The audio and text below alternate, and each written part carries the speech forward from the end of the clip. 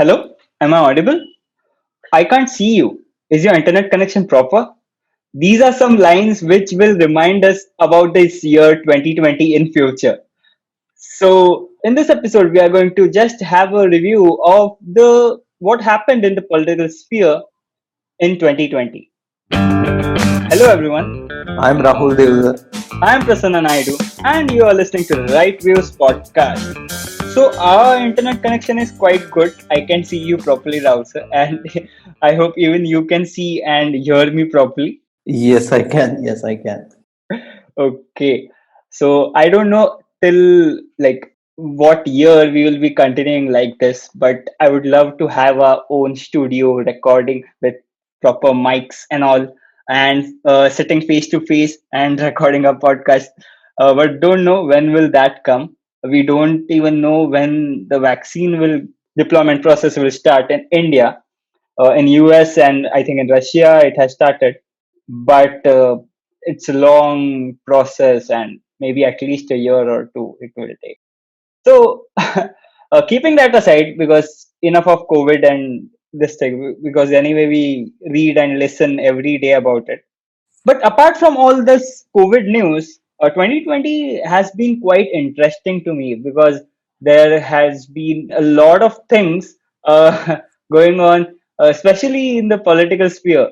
Right from the protests of CA, farmer, then those SSRKs, media, and all that stuff. So let's start. Like, obviously, we won't be able to cover each and everything, but let's start from some things.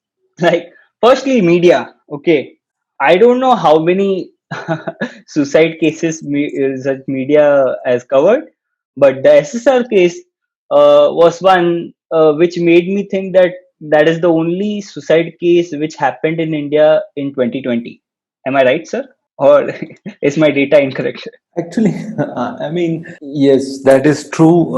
In fact, media selectively reports suicide cases or even, the things like SSR case, which we can never be really sure as to what it was. And this reminds me, actually, SSR case when it came into being, it so this SSR case particularly and Disha Salyan's death reminded me of Arushi Talwar case and how media botched up an investigation in Arushi Talwar case as well, as in these two cases. So, in any case, whether it is a suicide or a murder, both are criminal cases. And you have to remember that whether it is a suicide or murder, there has to be an investigation, criminal investigation into the process.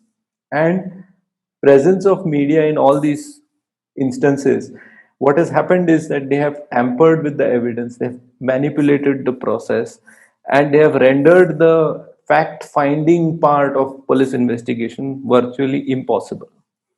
And that is becoming a big problem with intrusive media in almost all these cases where you want a fact finding, unbiased fact finding of a not just political, any criminal or any crime per se. So, media has become intrusive, and that intrusion has led to damaging the due process of law. Now, once that investigation is botched up, you can never really conclude with certainty whether it was a suicide, or whether it was a murder, whether it was incitement to suicide, or what exactly transpired in those moments will never be known. So this is the problem that media is facing, and particularly if you refer to what happened in Arushi Talwar case, same process, the same, except that in this case maybe uh, media did not run over the crime scene and did not make a show of the crime scene as badly as they did in Arushi Talwar case. But apart from that, the same thing has happened, and that is what discussion came up during Justice Loya's death case.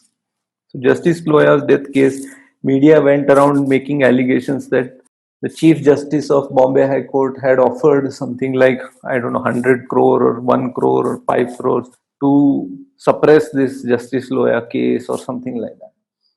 And I was wondering, this kind of manipulation is easy to do by, tampering with the police process itself.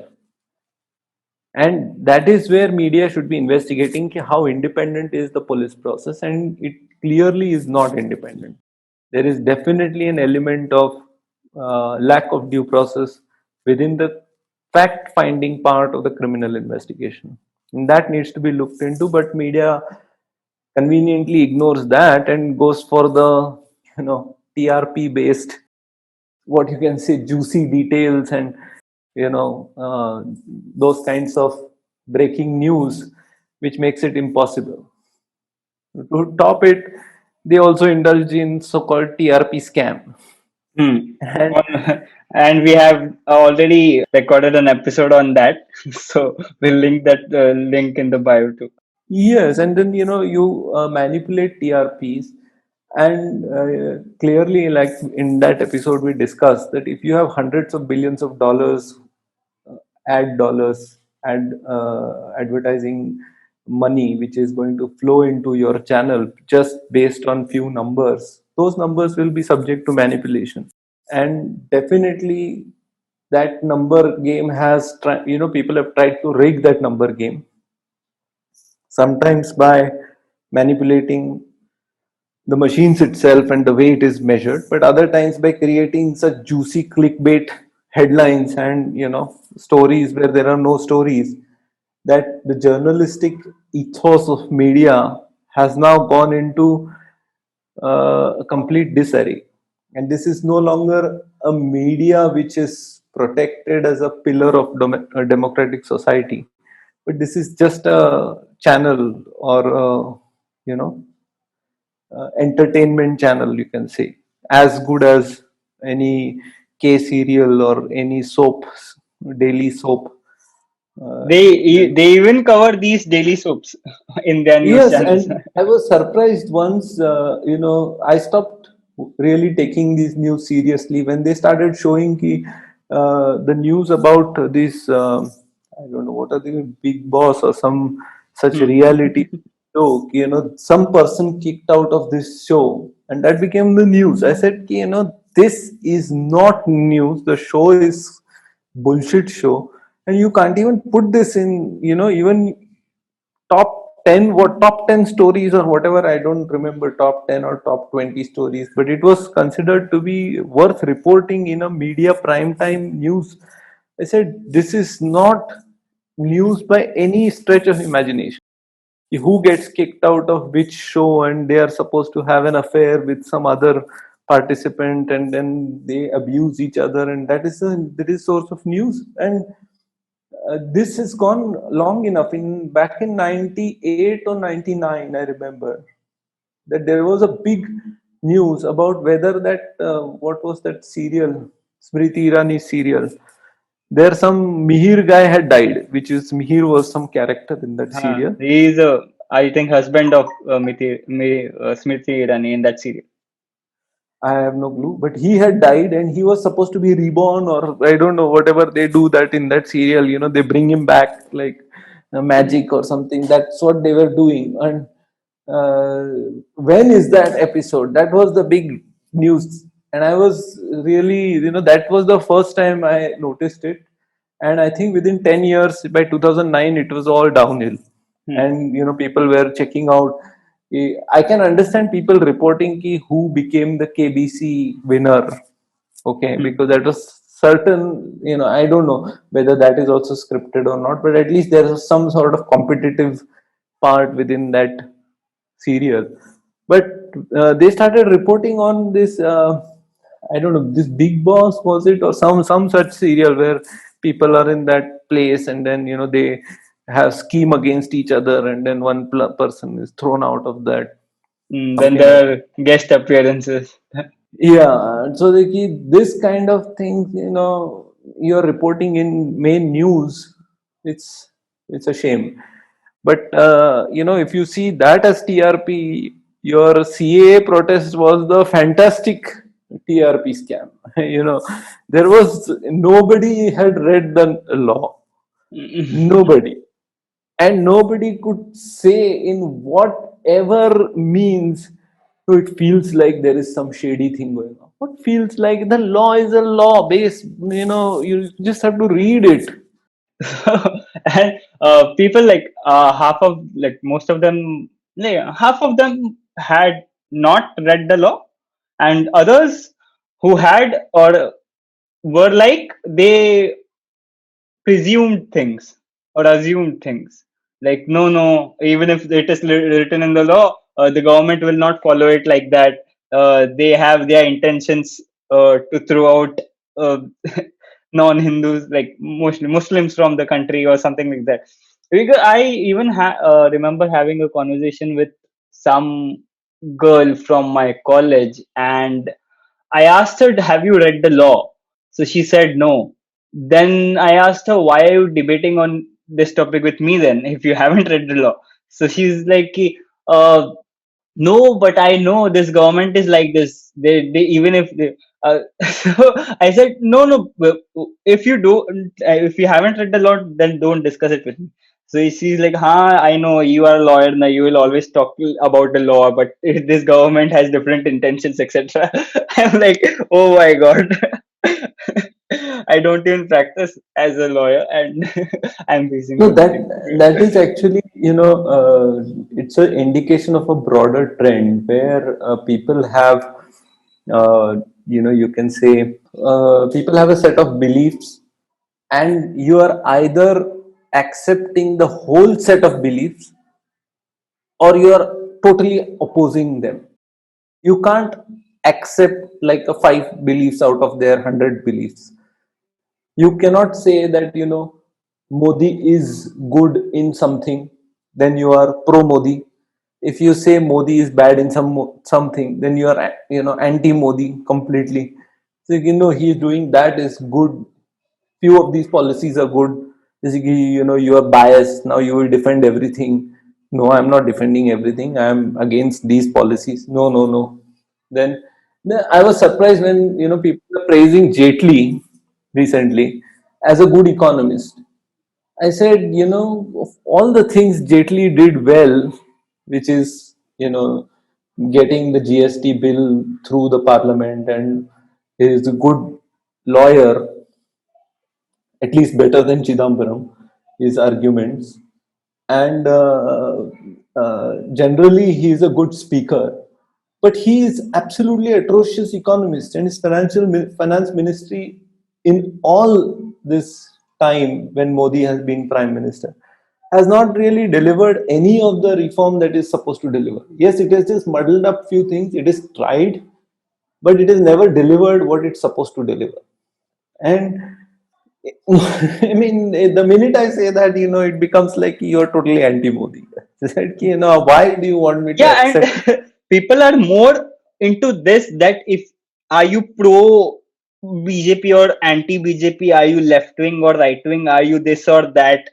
Why the hell do you want to know who is what? It's as simple as this law is good, this policy is good, this policy is not good.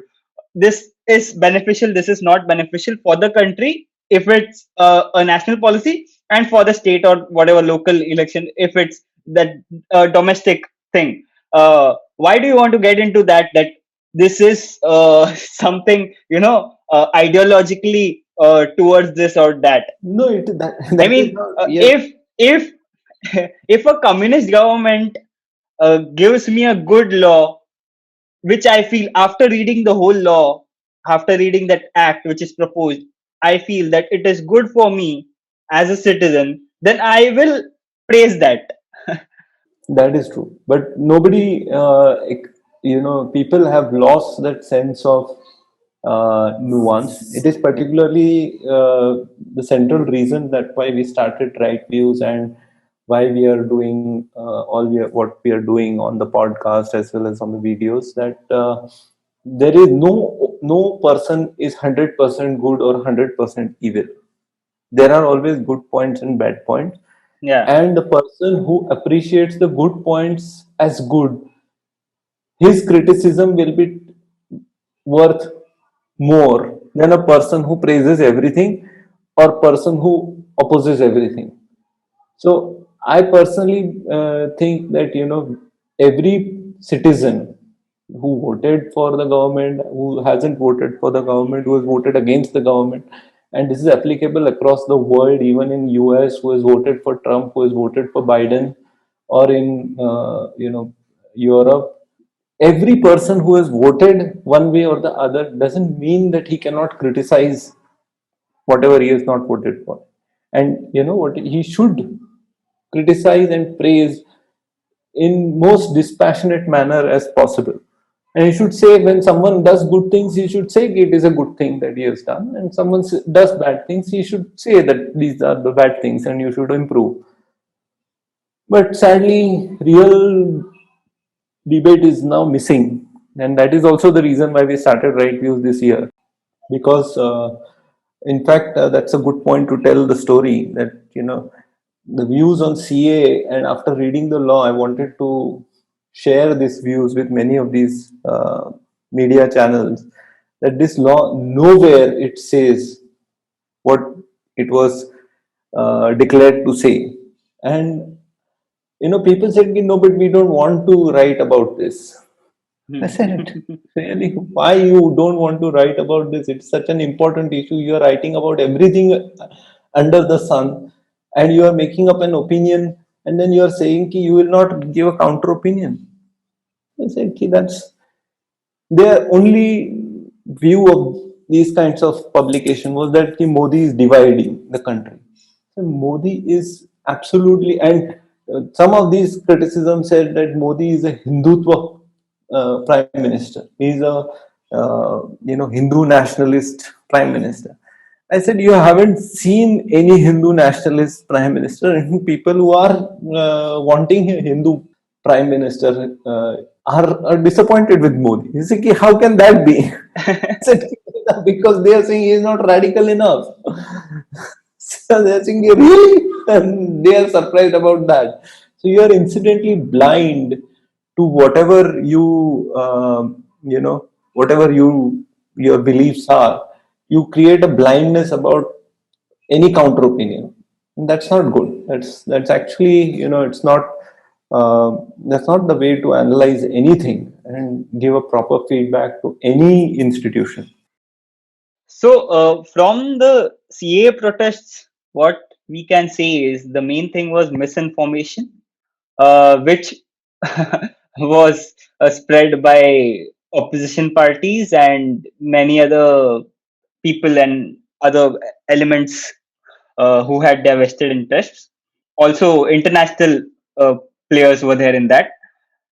And the main point where government lacks even now is that they were not able to counter it properly by informing the citizens properly, right? Absolutely, and this has been a major weakness. First of all, that the main learning from the CA protest or farmers protest and these kinds of events we have realized is that media is not an objective observer of the society. So in like what happens is that in general you are supposed to have a certain neutral observer of the society, like an umpire, not umpire, but a commentator of the cricket game. Now, in cricket game, you can also see the players. Imagine that nation is like a cricket game. So you can see the game which is happening. Now, if you see the kind of cricket games that are being played on Azad Maidan in Mumbai or some of these Shivaji Park in Mumbai. At the same time, there are 50 games going on. You cannot tell whose ball is going where and who is fielding for which side. And imagine that there is a set of commentators for these games, this stadium, where 50 games are going on at the same time. And these commentators are trying to inform you as to what is happening in different games. And if they are biased, okay, and if they are selective in reporting certain games or certain highlight certain players and certain issues, then we will only see part of the picture. Because unlike in that Mumbai cricket ground or in any other cricket ground where at the same time multiple games are being played, we cannot observe this in a society, because media, that is the role of the media, to observe and report. That is the first role of media. And this reporting, if it is biased, then you will not understand the complexity of what is going on in this game. And there are lots of, media can control your attention into one particular game. And the beauty of They cricket can or any they such, can also control your opinion. yes, it can control your opinion, but because the beauty of cricket or any such game being played in a ground is that you can, as an individual person, you can also observe these games going on. And if you pay attention closely, you can also follow what is going on. But in society, you cannot observe all the moving parts. So you will not get a complete picture until someone reports it. So some unbiased fact reporting takes place, and that facts then come to your knowledge, and then you form an opinion. These days media, and it is, in one of my earlier stints, it was important to give analysis as well as your, so we had three level of communication. One was data, then your analysis, and then your opinion. So all the time our seniors were telling us, just separate the three. Data should be reported as data. Analysis should be reported as analysis. No need to beautify it with adjectives and all that. When the minute adjectives come in, this is a growth rate of 10%. This is a very good growth rate of 10%, means it is wrong. It will be cut. That will part will be edited. Growth rate is 10%. This is analysis. This is just reporting the data. And then you can say this growth rate is better than last year. That is analysis. Okay, it's very pure and simple. And then comes your opinion, which is separately tagged. This is opinion, where you say, therefore, I think next year also growth will be better, or it will be bad, or this is my thought, and it will be properly highlighted. This is a separate opinion of the person and not part of the data and analysis. I think this simple thing, if you can see in all the reporting, you will find that everywhere you will find facts tagged with an adjective, saying Modi's expensive suit. What is it relevant? If he, or he will say, stylish suit. Why stylish suit? Without style nahi ho sakta. I mean, is there any suit without styling? But why do you want to say that? It is his suit, he auctioned it. What is your problem? Even in the recent regarding some reports regarding the recent farm bills, I saw some people reporting it like they were like, these farm bills are good, but we don't know how this government will implement. I mean, let them implement, then you comment, right? No, then you tell them, na, these are the problems of implementation. In fact, in our podcast also, we've highlighted what are the real problems of the farm bills. Exactly. You highlight those problems, then they will take care of it. You're saying, I will not tell you what are the problems of implementation, but I know you are going to fail in implementation. So I'm telling you already that, so that's how it is. अभी exam दिया नहीं and result आ गया कि तुम fail है. That's how it is being reported. So let them give the exam. Maybe they will pass. Maybe they will not pass with good marks. Maybe they will just pass. Give them some benefit. Help them. It's And your government. which exactly, and which policy you tell me has been 100% successful as it was planned? It is quite impossible. No, that is another issue, because that is a very good issue, and that is one of the pet peeves of both of us, in fact. And we have highlighted this, that the policy is fine, intention is good, but there is a lot of mismanagement between the bureaucracy. And why? There is a reason why bureaucracy is mismanaging this. And I'll tell you an example. You know, in back in, this is very old example, in 1980s, Indian Postal Service came up with single window system. So single window system means first you had to go into one windows to buy stamp. Second, you have to go to another window to buy envelopes. That time there was inland letter, postcard you have to buy. In the third window, you can give your delivery parcel if you want to give, and then international postage you have to pay in that third window, and fourth window there used to be postal saving deposits and so on and so forth. So if you come for one work, you have to stand in line for 4 times. To avoid that, they started a single window system. Single window system means ki you go to any of these windows, you can get all the things done. International postage, you can buy envelopes, you can buy stamps, you can do everything, can be done in one window. Hmm. Our post office decided ki single window system, so we had 5 6 windows. Hmm. So our post office decided ki we shut down all 5 windows, only one window remains open. Single window system is being implemented, so one window is. Next day there was a line few kilometers long. So you see, what is the problem? What is such a big thing that is happening today? You see, everyone is going to the post office. So what happened? You know, all windows are closed. Only one window is on now because single window system. So this is how, implementation, design, and implementation, there is gap. Yeah. Then a new mafia will be invented there, who will take you through a hidden window which is not visible to Yes. others. If you give me 10 rupees, you can get it done in 2 minutes. Arre, separate window, separate window clearance. So this will be done then. So all these kinds of things can be, we are facing these kinds of challenges on the bureaucratic front. They create these hurdles deliberately, and that's why most of the policies are not getting, executed properly.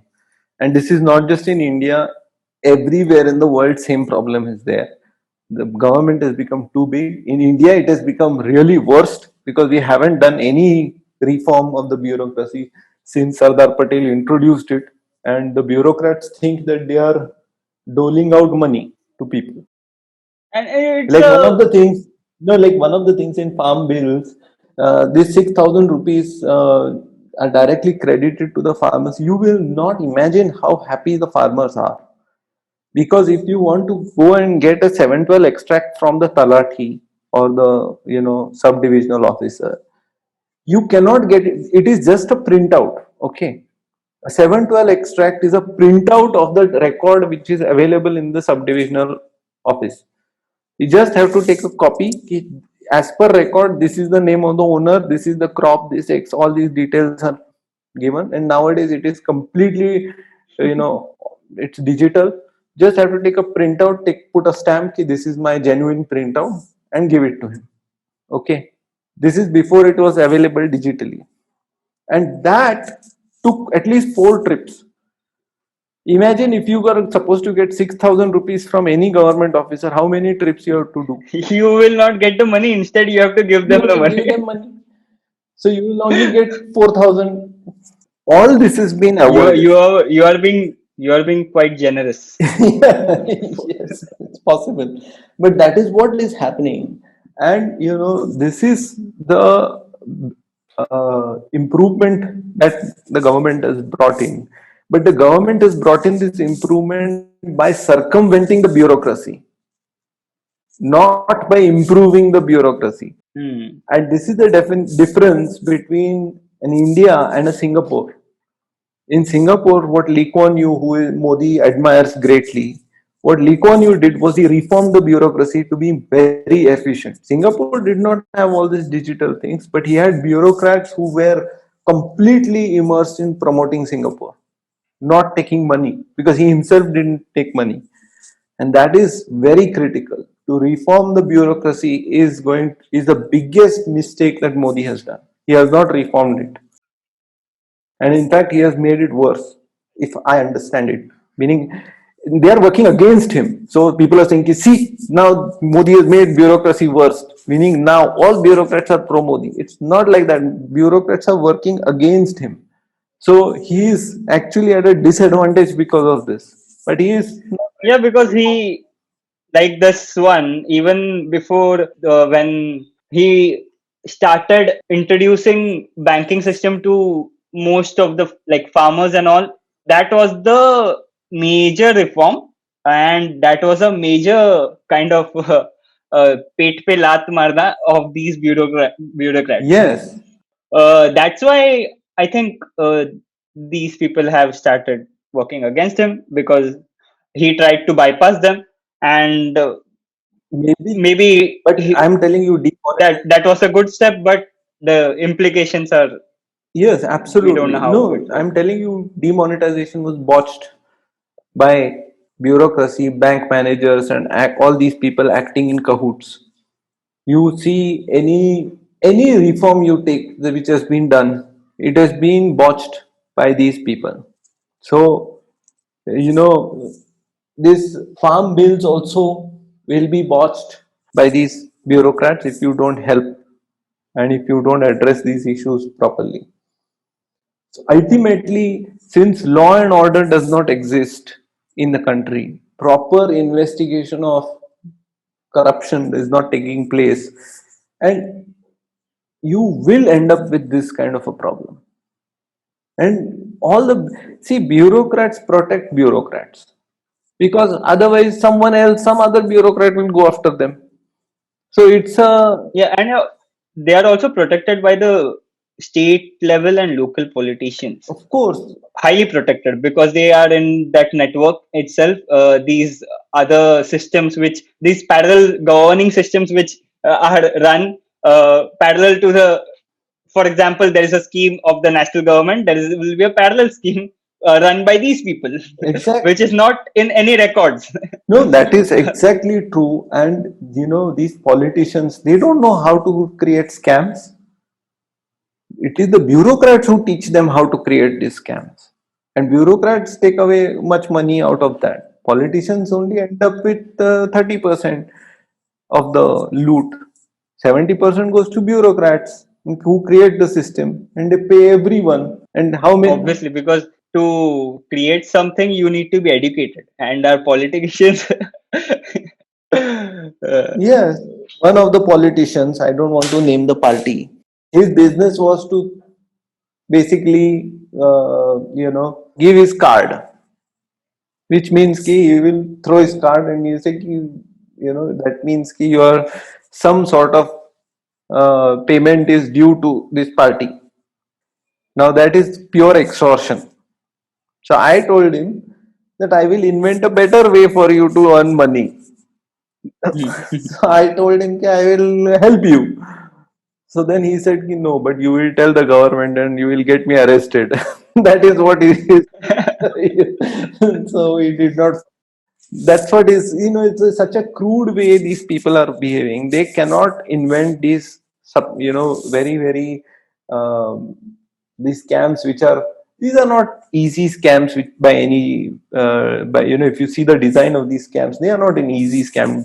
They are not designed by some simple fellow. They are designed by someone who is master of this process. And clearly these politicians are not master of their process. They can't find their left pocket if they were to get lost.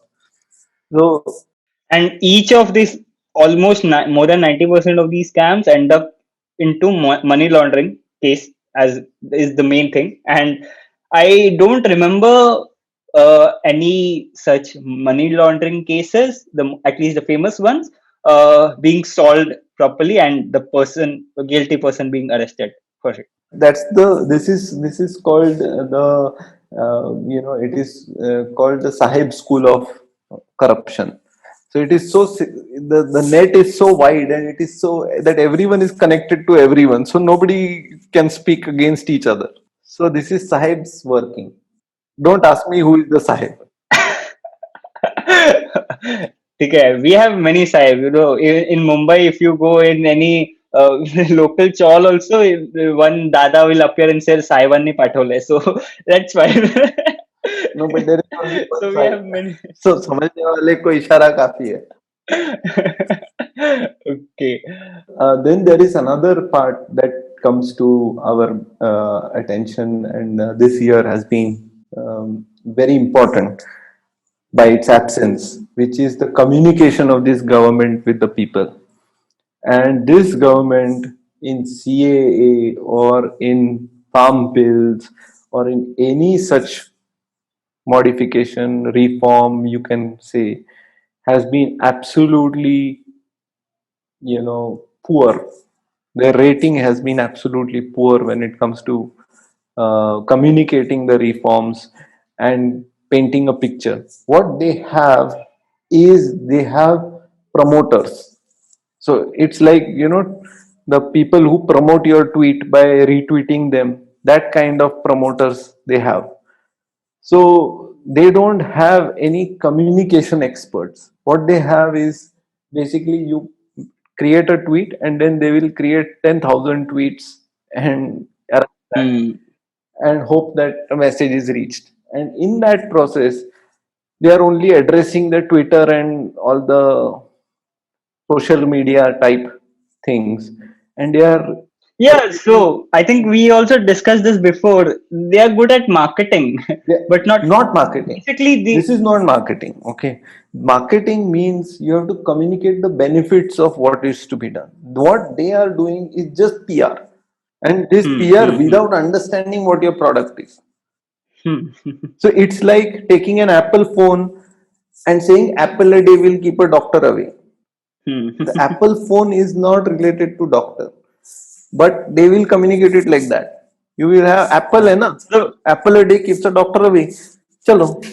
That's how they will promote. yeah, so the this brand of BJP and brand of Modi is very good now, but the policy or the politics they want to play is not going as per they want to. And so what they need to do is not only brand themselves, but also like basically they need regional leaders. They can't push Modi everywhere, even in local elections. No, I mean, that is the second point. But before that, like for example, I'll tell you this Jam Trinity. Jam Trinity is a reform which is really, beneficial, and if you can say the uh, what is that pack called? India Stack. India Stack is such a valuable asset for multiple things, and it could be marketed like anything, and nobody in the world has such kind of things. And I'm telling you, if India really invents a payment system around this, it can really take the digital infrastructure and payments infrastructure to the next level. And even Google and all, they realize that instead of creating a Google Pay and all, if they tap into this system, it will be very easy, because this is like a world class system, and Google and other companies are marketing this system abroad to other countries, saying you implement something like this.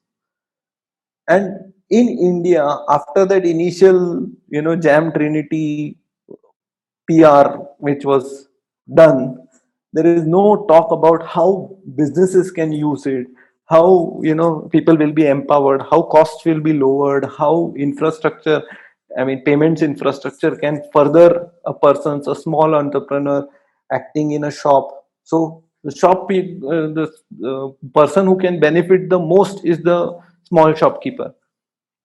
And what can be done, like if you are completely 100% digital, your entire tax filing should be automated. It can be done very easily. Try telling that to these people, and then you will end up with a, see, imagine there are 100,000 businesses which are very small. Imagine that their balance sheet, financial statements, entire thing, their inventory management, everything can be automated, because the payment system on which they are is completely automated. It's a digital. They will say, I am 100% digital. I don't even take 1 rupee cash. Everything, if it comes to there, I don't have to file anything. Automatically the system says your tax bill is this much, everything is calculated and everything comes out. You are 100% compliant. No inquiry, no income tax, nothing. Everything comes to you. This is the deduction that you will have to give, this is the payment. All filings done, no need to file any company balance sheet, all it is done automatically, it can be done very easy. But that India stack is, I hope people are using it and people are creating these assets, but nobody is talking about it.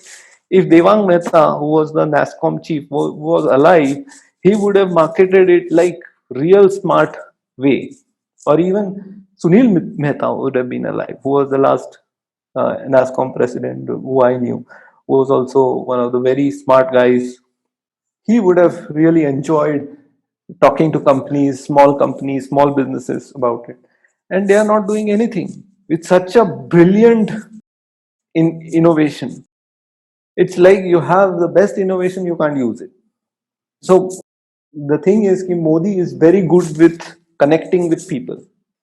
But who will connect with people on state issues? And that's what the issue that you are highlighting. That local leaders are not able to connect with issues at the ground level. And yeah, and those are the main issues of every household, every individual actually. And They exactly, the importance which is given to the national elections is not as important for an individual. The more important is our state elections, and even more important are local municipal elections, which people even don't know if such elections are happening. So, no, the only the thing these municipal. politicians do is put up a hoarding saying with a person saying ki hai na, happy birthday to Sharad What do Pawar such? and happy birthday to Chhagan Bhujbal and happy birthday to Jayalalitha's thing, happy birthday to Yogi Adityanath. And who is reading this? I don't know any person who is, in Girgaon Chawl, if you put up a board saying, ki, this Yogi Adityanath ko Janamdin ki badhai. Yogi Adityanath is not going to read that and he's not going to feel happy about it. Just don't put up that hoarding. That hoarding has no meaning for anyone. Just occupying space Yeah. and irritating us. And it is illegal hoarding also in most cases. So Yeah. any person from Girgaon Chowpatty is not going to be impressed by whoever happy birthday to Yogi Adityanath. Focus on the local issues. But that they will not do because that's not their, that's not how it works. And politics at the, see, most of the leaders that Modi, BJP has got, they are winning because of their good character. So, like Manohar Parrikar was a very good grassroots leader, but many of these leaders that they have, who are identified as good leaders, they have very good character. Like Manohar Parrikar's character was he was a simple, down to earth man. He would come right out, directly talk to people, and that will endear him to many people. Just because he is a defense minister, he'll still come down and talk with you. And even if you are a chaiwala, people are really happy. People are saying, he's such a down to, because they were such people. They are such people, Yeah, and they are there are free many from. stories about him. Like he used to travel on his scooter to the office even after becoming a minister. So Yeah. yeah, there are many. So even Suresh Prabhu, if you see, Suresh Prabhu is a very fine gentleman. You can talk to him about any issue. He will entertain you. He will listen to your views. He will consider it thoughtfully. It's not like you're just randomly talking and he's not listening. So he will listen to you. He will give it a thought. He'll say, "Yeah, I will revert to you." Whatever is, of course, not all of your suggestions will be accepted, but he definitely will give it a thought, and that is what is important, to listen. And some fellow said that BJP stole Suresh Prabhu from Shiv Sena. I said, this stupid Shiv Sena did not give him any forum. He was a sure shot candidate to be a minister. Shiv Sena should have highlighted him as a ministerial candidate. Immediately, he would have been considered. I didn't even know about Suresh Prabhu until he got into BJP. Exactly. He was there. He was a railway minister in Atal Bihari Vajpayee's cabinet. He was commerce minister, or that time, I think he was telecom power minister that time. He was handling power portfolio. He did a fantastic job. And he's someone who he's a CA, smart guys. Okay, you just have to tap into them. and you will get 50 insights just by trying to talk to them, and they will also listen to you. It is these kinds of people which gave BJP their good credence, whatever credence that they have. But then there are people who are so arrogant, who are nowadays, who have joined BJP just because BJP is winning. So that's why they have joined BJP. Now the thing is, And he has many corruption cases on him. to So once he avoid, joins BJP, he tries to get that corruption cases avoided. That's the his aim. But the thing is, these kinds of people are not going to help them, and they have to realize, because BJP is now becoming Congress. People are the same. yeah, yeah, exactly. So those are not going to help you. What you need is basically down to earth people who can connect with the masses, who know the issues of masses, and who can talk and communicate very well, articulate people. And good persons, good people will not be, good people will not be available to you just because out of, you cannot select good people from whoever is walking into your door. You have to find good people and go after them. That is one big suggestion to BJP or even to Congress. Congress doesn't want any good people.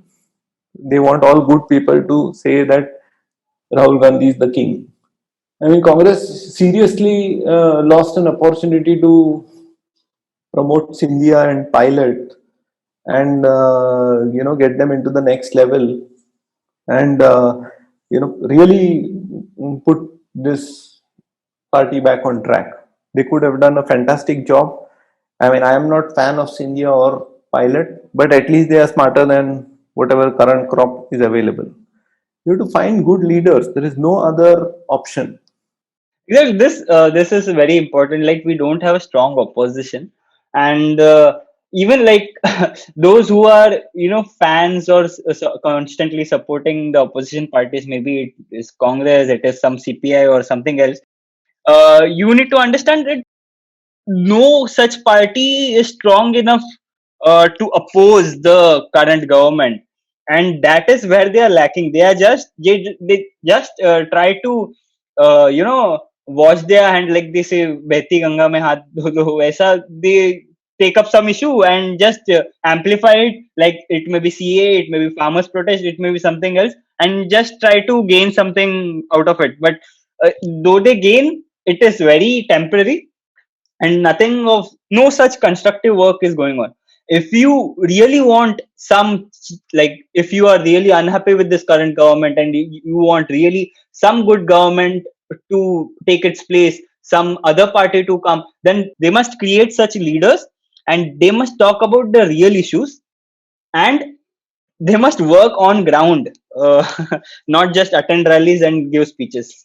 No, first of all, you have to select, you have to go after people. Like, and this is problem not just with political parties, but also with companies. And companies say we are not getting good people. I said, ki, you find a good person, saying ki you want this position to be filled.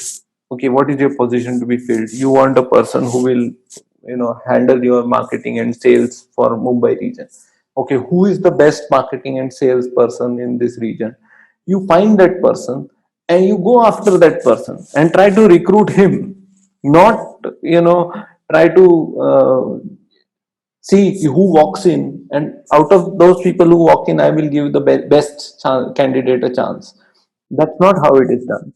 And there again, to find, it's then again what they do is they try to look at the top guys. Okay, who do I want? Do I want Rahul Gandhi? No. Do I want Sachin Pilot? That's not how you look. You look at a person who's appreciative of the issues. Tell that person that you understand the issues, you appreciate the issues, you go and talk to people for us. And he can be anyone for that matter. He can be a Twitter person, he can be a normal person, he can be a school teacher who is well recognized and well respected. You just need to understand, go in that town, city, whatever voting poll booth, or the Yeah, pick one plat. For example, a very good example is Sushma Swaraj. she just took this one platform named Twitter and she used it so good, so good. I still remember some tweets from her, like how helping managing all Ministry of External Affairs through Twitter itself, almost everything. No, that I haven't seen any leader using a platform in a such good way. that is true. That is true. But that is again an example of a well-established leader using a new channel. Okay. Yeah, yeah, yeah. What do you want is you want to identify people who can reach masses and who actually who, you don't even need people who want to reach masses. What you want is you want to identify people who are appreciating the issues of that particular constituency. Or if at a state level, if you want a state level person, you want to have a person who appreciates the dynamics of the state. If you want a national level person, he should understand the national level dynamics or international level dynamics, and then he should, in that constituency, he you should brief him with about all the details, and he should be aware of what are the ground issues that he now apna problem kya hai ki we don't have water connections in our society. That problem has to be tackled by minister of parliament, because that is the straight line which we have. We don't Hmm. understand ki water line and piping problems are our municipal problems, so we have to talk to our municipal agent or whoever is our, you have elected in the municipality.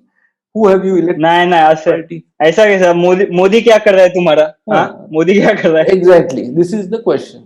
And I know people who get caught in a traffic, but they are sort of breaking the traffic signal, and they will contact home minister saying ki, talk to this person and get me out of this. I don't want to pay 100 rupee fine.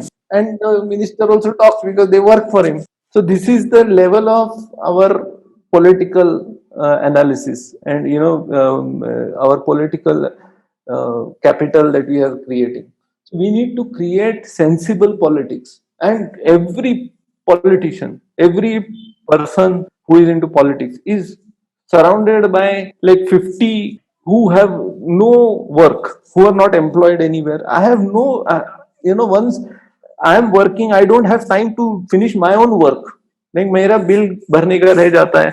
I have problems, keeping up to date with my subscriptions. This, that, it gets missed.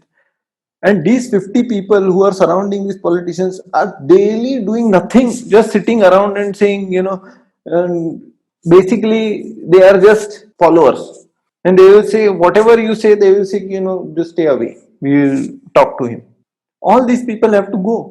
आम्ही बघून घेऊ तुम्ही बघून Ah, they are basically goons they are not even having goons. They are not even, like, एक goon का भी एक capability होता है. So they are not even qualified to be proper goons. That's their problem. They are too sophisticated to be goons and too stupid to be really, power brokers. So they are basically interim time yeah pass. somewhere in the middle. Huh. Okay, so on that note, let's conclude this episode. What we have learned from the past, not only 2020, but briefly 2020, but even from before that, what we have seen, what we have experienced. So we need more people to talk about the local issues. And the first major reform we need throughout the country is the law and order reforms, the judicial reforms and the law and order reforms. We need the courts to function properly, and we need to have the police machinery to function as it should be.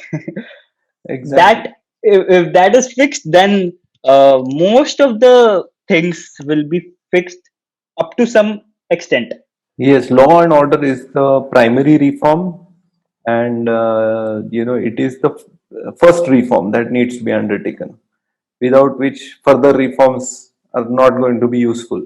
Yeah, and we need to understand that your drainage pipeline is not to be repaired by the prime minister and I think one of the good resolutions for this year could be to understand the political system. For each of us, we should understand the political systems and the responsibilities of all our elected representatives and how we will hold them to account at various levels, be it a municipal level, state level, and central level. Exactly, a very good summary which I was trying to put out, but I was not able to. Yeah, so we need to do that. So basically, just remember, the national level politics is our concern, but it will not solve your problems directly. It is something which will solve in a subtle way, and what you deal with every day, what your everyday problems are, is to be solved by your local politicians, by and the state politicians. So focus more on that. Your local municipal level elections, your state elections are more important than the national elections for you as a citizen, as a common man. And on that note, thank you for listening to this podcast. Do follow us here so that you don't miss out a new episode, and follow us on Twitter and Instagram. And yeah, that's it. Thank you. Happy New Year. Happy New Year.